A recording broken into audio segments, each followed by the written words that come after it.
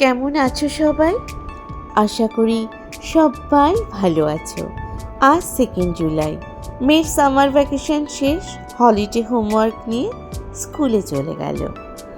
বাইরে খুব মেঘ করেছে, কিন্তু বৃষ্টি হওয়ার কোনো গ্যারান্টি নেই।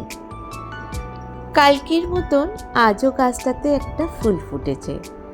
গাছের এই সবুজ সতেজতা আমাকে মনোমুগ্ধ করে। সকালবেলাটা আমি এদের সাথেই কাটাই। বর্ষাকালে এই সতেজতাটা আমরা দেখতে পেয়ে থাকি। যাই চা বানাই, চাটা দিয়ে আমি দিনটা স্টার্ট করি। আজ আমার অ্যানিভার্সারি, তাই হাজব্যান্ড ফোন করে বলল ঝটপট রেডি হও, বেরোতে হবে। দেরি হয়ে গেলেও মন্দির ঘুরে আমরা এসেছিলাম পিসি চন্দ্র জুয়েলার্সে। আমি প্রতি বছর এখানে আসি। এদের কালেকশন আমার খুব ভালো লাগে।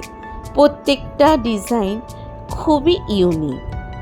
অনেক কিছুর মধ্যে আমার ভালো লাগার জিনিসটা আমি বেছে নিয়েছিলাম। এদের স্টাফেদের বিহেভিয়ারও খুব ভালো। ওরা আমাদেরকে বুকে চকলেট কার্ড দিয়েছিল।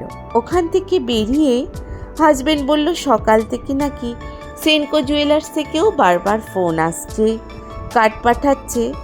ওরা বলছে আজ একবার হলেও আমরা যেন ওদের দোকানটা ভিজিট করি। দোকানটা খুব কাছে, তাই হেঁটেই ওখানে চলে গেলাম। আমি ওদের রেগুলার কাস্টমার নই, মাঝে মাঝে যাই। ওদের কালেকশনও বেশ ভালো। ওরা সেলিব্রেট করবে বলে আমাদের জন্য একটা কেক নিয়ে এসেছে। কাস্টমারদের এই স্পেশাল দিনগুলো মনে রাখে ওরা, এটা আমার কাছে খুব ভালো লাগলো। এরকম সারপ্রাইজ পেতে কার না ভালো লাগে, এটা আমার কাছে খুব বড় একটা প্রাপ্তি। ওখানেই আমরা কেকটা ওদের স্টাফেদের সাথেই কাট করি। দিনটা এভাবে কাটবে আমি আশা করিনি।